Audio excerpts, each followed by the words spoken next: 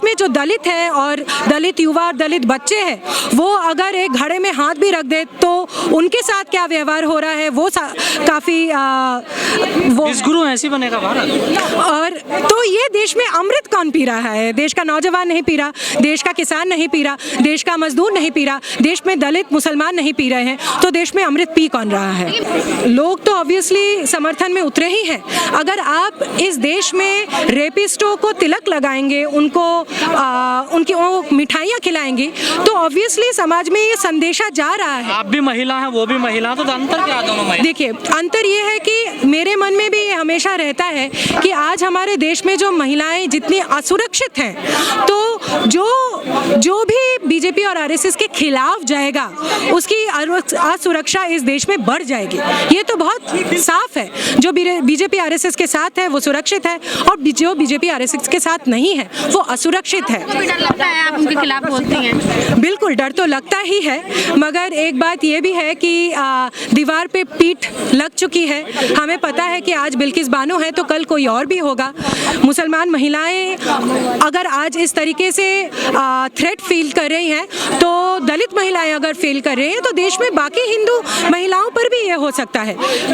कई लोगों का कहना है अगर इस मुद्दे को ज्यादा उभारा गया तो बीजेपी को ये मुझे नहीं पता किस तरीके से बीजेपी को, आपने कहा हिंदू मुस्लिम का एजेंडा। देखिए, हिंदू मुसलमान का तो एजेंडा है हमारे देश में, हम इससे आंख नहीं फेर सकते। हमें एजेंडे को बदलना है। हमें समाज में जाके ये बोलना है कि मुसलमान हिंदू का और हिंदू मुसलमान का दुश्मन नहीं है। दुश्मन वो है जिन्होंने कोरोना काल में भी मुनाफा कमाया। मुसलमानों ने और हमारे देश के आम मुसलमानों ने, हमारे देश के आम हिंदुओं ने कोरोना काल में भूखमरी देखी है, मगर हमारे देश का जो 1% अंबानी, अदानी और कॉरपोरेट है, उसने कोरोना काल में मुनाफा कमाया है।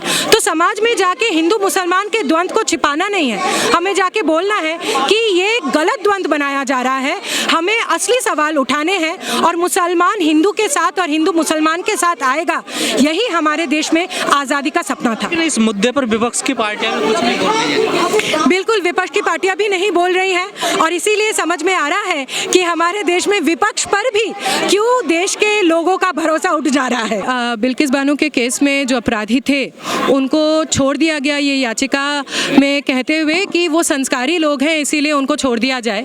इससे हमारे देश में जो महिलाएं हैं और खासकर मुसलमान महिलाएं हैं, उनके संघर्ष पर एक बड़ा धब्बा है कि सरकार ने इस तरीके से, ना केवल आज सरकार चुप है कि बिल्किस बानो के अपराधियों को छोड़ दिया गया, मगर ये बात भी सच है कि जो याचिका जमा हुई थी और जो कमेटी बैठी थी कि उनको छोड़ दिया जाए, उस कमेटी में आरएसएस और बीजेपी के खास लोग बैठे थे।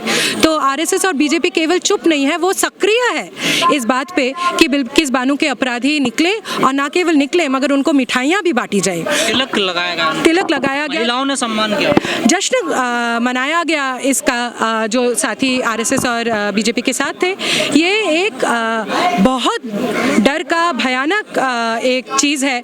एक महिला होने के नाते तो मैं बोलूँगी कि ये आज हमारे देश में बिल्किस बानो के केस में कॉन्विक्ट्स की रिहाई एक नई इतिहास रची गई कि ये भी हमारे देश में संभव है। और मैं साथ में एक चीज़ बोलना चाहूँगी कि मतलब कुछ ऐसा प्रावधान तो है, देखिए कमेटी द्वारा ये सब कुछ किया गया है। बिल्कुल, कमेटी द्वारा, और एक हिसाब से देखो तो कागज़ में हर नियम मानते हुए किया गया, मगर क्या ऐसा अलग संस्कार था कि देश में ऐसे बहुत सारे हमें पता है साथी लोग हैं, महिलाएं हैं जो जेल के अंदर है, जिनके अभी गुनाह साबित नहीं हुए हैं, मगर ऐसा अलग क्या संस्कार इनमें था कि उनका गुनाह साबित हुआ फिर भी उनको छोड़ दिया गया? ये सवाल का उत्तर कोई भी प्रावधान या कोई भी कमेटी के रिपोर्ट में नहीं लिखा।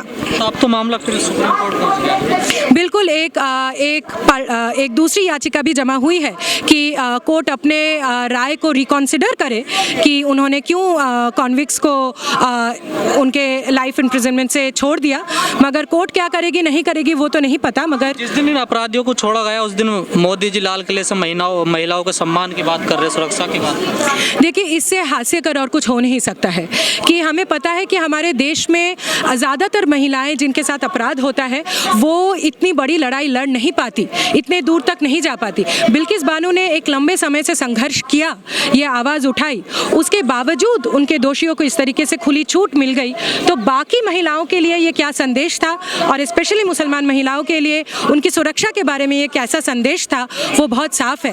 बिल्किस बानो के रेपिस्टों को खुली छूट देने में प्रधानमंत्री ने एक बड़ा संदेश हमारे देश में दिया है और 15 अगस्त में उन्हें जो भी कहा हो उससे ज़्यादा बड़ा संदेश उन्होंने बिल्किस बानो के कॉन्विक्ट्स को छोड़ के दिया है। सुरक्षित महसूस कर रही हैं, तो क्या सभी महिलाएं इस वक्त असुरक्षित महसूस कर रही हैं? बिल्कुल में कई जो है बिल्कुल ज़्यादातर महिलाएं असुरक्षित महसूस कर रही हैं और स्पेशली मुसलमान महिलाएं असुरक्षित महसूस कर रही हैं, क्योंकि एक संदेशा हमारे देश में दिया गया है इस केस के साथ कि जो इस तरीके की घिनौनी हरकत मुसलमान परिवारों के साथ, मुसलमान महिलाओं के साथ करेगा, आज देश में उनको ना केवल प्रोटेक्शन दिया जाएगा मगर उनको तिलक लगाए जाएंगे, उनको मिठाई खिलाई जाएगी, उनको लेकर जश्न मनाया जाएगा। देश किस तरफ जा रहा है? जो रेप के आरोपी हैं उनको छोड़ा जा रहा है। अगर 8 साल का बच्चा मटके से पानी पी लेता तो उसकी हत्या कर दी जाती है टीचर द्वारा।